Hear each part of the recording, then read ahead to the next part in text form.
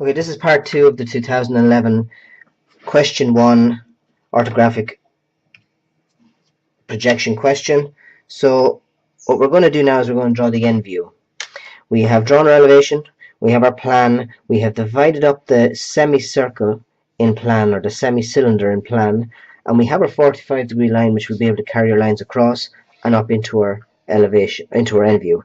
I've carried lines across, and I have a few more points to go across here, so I have a little bit of drawing to do before we start on the cylinder. So center point here, we're looking in this way, we're drawing our end view, our end view here. That pointy part of the front of the ship comes across, okay, to our 45-degree line. It goes up vertically, and then we bring our point across there, and it's going to appear like this in our elevation. So there's that line drawn in elevation. Now we also have two slope lines coming down either side, and those slope lines, either side of the boat here, here and here, and those lines are measured in 15. So in 15 there, and in 15 there, and those lines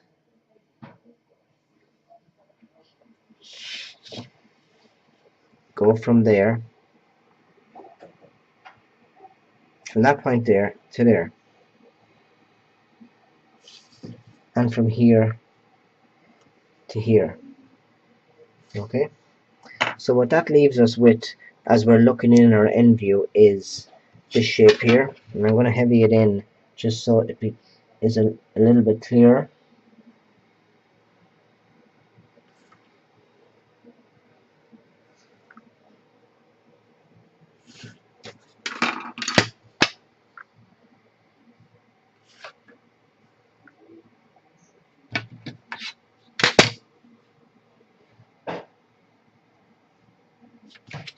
So that's what we're left out with in the front, and now that'll let us finish a line in our plan and our elevation as well. If we take that line there, which is measured in 15, if we take it down into our 45-degree line, we're going to project it down into our plan. I'm going to draw it in red there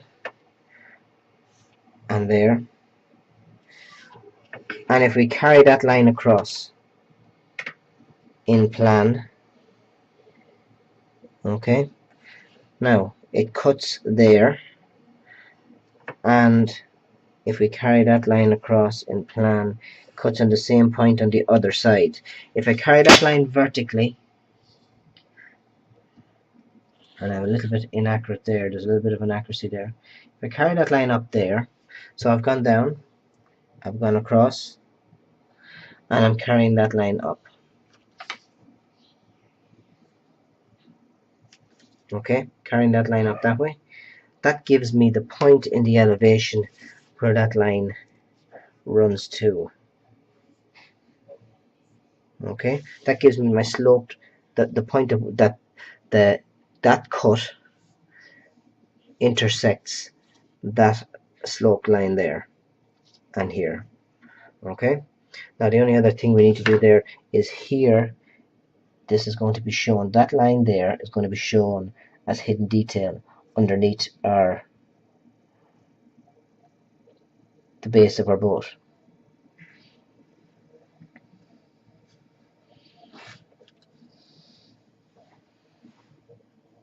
So I'm showing a dotted line the whole way along the bottom of the boat. Okay, now back to our end view. So with our end view, what are we going to see when we look in this way? Well, we're going to see the width of that piece there, which is this piece here, and that's going to come across here, and we can carry that into our end view. That point there comes along here, and we can carry that into our end view. Now that's actually going to be a heavy line because that's the outline edge of our piece, so I'm going to just draw that in there like that. and I'm going to draw that in there like that. When we look in at the front, we see that edge there. So we're going to see that in end view, there and there. Okay. Now what else are we going to see? We're also going to see a flat edge here. Okay. And we're going to see the front of that slope there. So we're going to see that edge there. I'm going to bring that over, which will come to there. And that edge there runs this way, and it goes that way. And I'm going to carry that line vertically into my end view.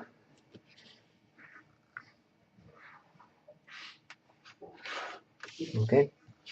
Now, not sure where that's running down to yet. Not going to heavy that in just yet, but what we need to start doing is having a look at this slope surface here. That slope surface there, that slope surface runs from the bottom, which is the line here, all the way back up as far as here, which is that line there and that line there. So I can actually bring that line now and put that line in heavy, because I'm going to get that edge there and there. I'm going to see that edge there, and that portion of the semicircle is going to come, of the semi-cylinder is going to come down to it there like that. Okay. So now let's have a look at our indexing. For what we should have is an ellipse or a semi-ellipse that comes around here to there. Okay, so that's what we're going to draw now. A couple of other hidden details for the back of that piece and as well afterwards. We look at them in a little while. So look at 0. If we carry 0 up into our elevation, there is 0 and it returns, so it goes up into our elevation and it returns across. It's somewhere along that line. We have 0 here carried across into our 45-degree line, and up into our end view we get our 0 here. Okay, now on the same line as the 0, when I'm looking from plan to elevation, I also have 6. So 6 and 0 are at this point here, and that gets carried across. 6 is here, and 6 goes the whole way across and up, and that's 6. So that's 0 and 6, which are, if I'm going to draw this as an ellipse, that's my major axis. Okay. So the next point I'm going to take is I'm going to take point 3. Okay. So point 3, carry it up, and point 3 is where that's the point where the cylinder meets the slope surface. So now what I'm going to do is I'm going to carry that line across. So hang on there, we go back. There's point 3. There's point 3 going across. Now it's somewhere along those lines. So where is it? If I bring 3 across and up, there is point 3. So there, if I'm talking about an ellipse, there's my major axis, there's half my minor axis. Okay. Now I just need the points in between. So, and I'll do one of these in red. So let's have a look at, we'll do 5 and 1. If I bring 5 and 1, if I bring those lines into my elevation, that means 5 and 1 are there. If I carry that across into my end view, okay, that means 5 and 1 are somewhere along that line. So let me do 1 first. If I bring 1 across, there's 1. And if I carry 1 up into my end view, 1 comes across and up, 1 goes across that way. There is point 1. Okay, so 5, I was looking in here, 5 and 1 are directly behind each other. So 5 goes across somewhere here. So 5 here runs across to my 45-degree line, and it's brought vertically, and it's given where the two lines intersect there. That there is 0.5. Okay.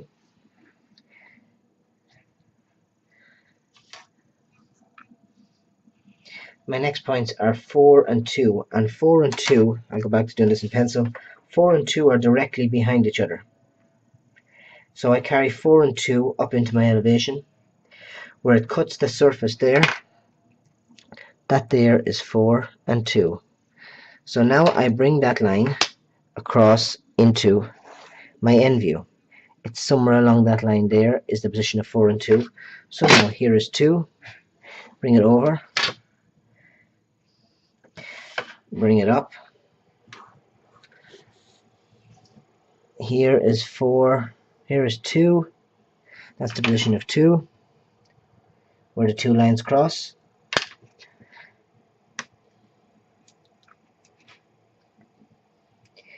And now for 4, 4 goes across to the 45-degree line, and it's carried up the way. 4 comes across there and intersects it there at that point. So I have 0, 1, 2, 3, 4, 5, 6.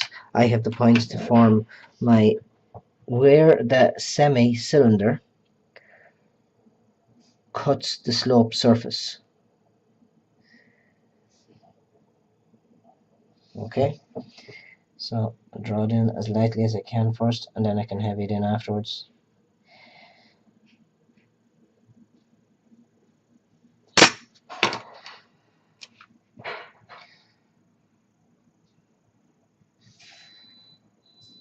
So the same things are coming up here the whole time. A curved intersected or cut by a sloped surface.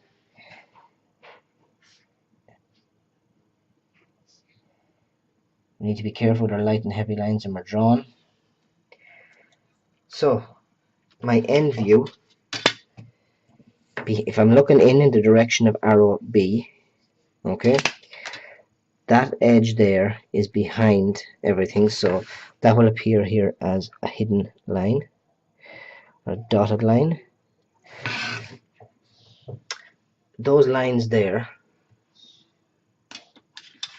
will appear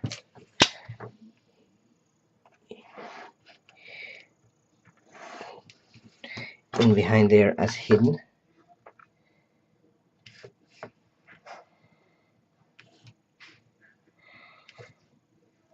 And they're into a depth of 5 mil, which coincides with that line there as well, so I won't see the rest of the dotted line behind it. What else? What am I missing? That looks good there. That's that shape there. There's the hidden detail there. Label my views, and don't just scribble it in. Do it properly. Draw the two light lines. Print in end view. And that's it. Okay. Now there is a third part of the question. The first part of the question is draw the elevation, which is A in the direction of arrow A. The second part is project the plan, which is there. Plan projected. C, draw the end view. So we've used both our views there to draw the end view. And then D, which is the true shape of surface S. This is surface S here. Now that's something we're going to do in class the next day, but what we're going to do is actually spin it around. We could use an auxiliary view to look in the direction and get the true shape of it, but we're going to spin it around. It's called a rebattement, to spin the surface around and then draw it again up here. There's a couple of ways of doing it. We can spin it that way or we can spin it out, but we'll touch on that in class, and we'll deal with that in class. So now 2011 higher level question 1. Finish your page, put your name on it,